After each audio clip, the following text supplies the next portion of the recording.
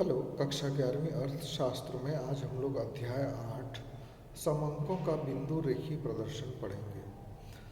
हम लोग पिछले चैप्टरों में पढ़ चुके हैं कि अनुसंधान द्वारा जो संकलित समंक होते हैं वो बहुत ज़्यादा जटिल और कठिन होते हैं और उनको सरल बनाने के लिए वर्गीकरण और सारणीकरण किया जाता है। इसके बाद भी वो समझने योग्य नहीं रहते, तो इसको समझने योग्य बनाने के लिए बिंदु रेखी प्रदर्शन किया जाता है। अब देखते हैं कि बिंदु रेखी प्रदर्शन का अर्थ क्या होता है। जब सांख्यिकी आंकड़ों को ग्राफ पेपर द्वारा प्रस्तुत किया जाता है तो उसको बिंदु रेखी प्रदर्शन कहते हैं। इसको रेखा चित्र या आरेख भी कहते हैं और इसको सादे कागज पर भी बना सकते हैं, ग्राफ पर भी बना सकते हैं। गणित की दृष्टि से बिंदु रेखी ग्राफ को बीजगणित ज्यामिति की वर्णमाला कहा गया है और इसकी परिभाषा देते हुए हार्टवेल ने कहा है, चार्ट और ग्राफ से जो चित्र बनाए जाते हैं वो सांख्यिकी सामग्री की तुलना को सरल बना देते हैं, अर्थात आंकड़ों को सरल बनाने के लिए बिंदु रेखी प्रदर्शन किया जाता है। अब हम लोग देखेंगे बिंदु रेखी प्रदर्शन के क्या क्या कार्य हैं। जो बिंदु रेखी प्रदर्शन का पहला कार्य है, बिंदु रेख प्रबंधक, राजनीतिज्ञ, इंजीनियर आदि के लिए चेतावनी के संकेत का कार्य करता है। इसका बहुत ज़्यादा उपयोग किया जाता है मौसम वैज्ञानिक, नदी में बाढ़ आने के लिए से चेतावनी के लिए, साथ ही राजनीतिज्ञ, इन लोग भी इसका इस्तेमाल करते हैं।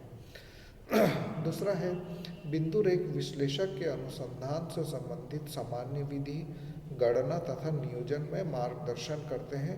जो अनुसंधान करने वाले होते हैं, अनुसंधानकर्ता, उनका ये मार्गदर्शन करते हैं। तीसरा है बिंदु रेख मूल्यांकित, सांख्यिक एवं प्राणीशास्त्र विशेषज्ञ को बहुत ज़्यादा उपयोगी विवरण प्रदान करते हैं। बिंदु रेख विज्ञान, तकनीकी और औद्योगिक क्षेत्र में शोध व अनुसंधान में भी सहायक होते हैं। उनका उपयोग किया जाता है अनुसंधानकर्ताओं द्वारा विज्ञान में, तकनीक में और औद्योगिक क्षेत्र में। और इसका जो मुख्य कार्य होता है वो जटिल समंकों को चित्रित करके उनको सरल बनाना और उसको बोधगम्य बनाना, तुलना को सरल बनाना, ये बिंदु रेख का मुख्य कार्य होता है। अब हम लोग देखेंगे बिंदु रेखी प्रदर्शन की गुण या लाभ या क्या उपयोगिता होती है। पहला है आकर्षक, रुचिकर और प्रभावपूर्ण। एक बिंदु रेख समंकों की सारणी की तुलना में अधिक आकर्षक दिखाई देती है। आंकड़ों की विशेषताएं बिंदु रेख की सहायता से एक ही दृष्टि में देखने योग्य होती है और इसके लिए इस कारण से आंकड़ों की प्रवृत्ति का अध्ययन करने में बहुत आसानी होती है। दूसरी इसकी उपयोगिता है कि इससे समय और श्रम का बहुत बचत होता है और सांख्यिकी आंकड़ों को प्रदर्शित करने की सबसे सरल रीति जो है वो बिंदु रेखी होती है। इसलिए इससे जो निरीक्षण करता होता है, जो अनुसंधान करता होता है, उसके समय और श्रम की बहुत ज़्यादा बचत होती है। तीसरा जो है बिंदु रेख जो है वो तुलना को सरल बना देता है। तुलना अर्थात दो गुणों के बीच में तुलना करना। जब दो संबंधित समंकों का तुलना करके निष्कर्ष निकालना होता है तब उस समय बिंदु रेख जो है वो बहुत उससे सहायता मिलती है। चौथा इसका लाभ है जटिल समंकों को सरलता प्रदान करना, क्योंकि हमारे जो समंक होते हैं जो अनुसंधानकर्ताओं द्वारा एकत्रित किए हुए रहते हैं वो बहुत जटिल रहते हैं, लेकिन इनको बिंदु रेख के द्वारा सरल बना दिया जाता है, आसानी से समझने योग्य बना दिया जाता है। पांचवा लाभ है स्थायी प्रभाव पड़ता है।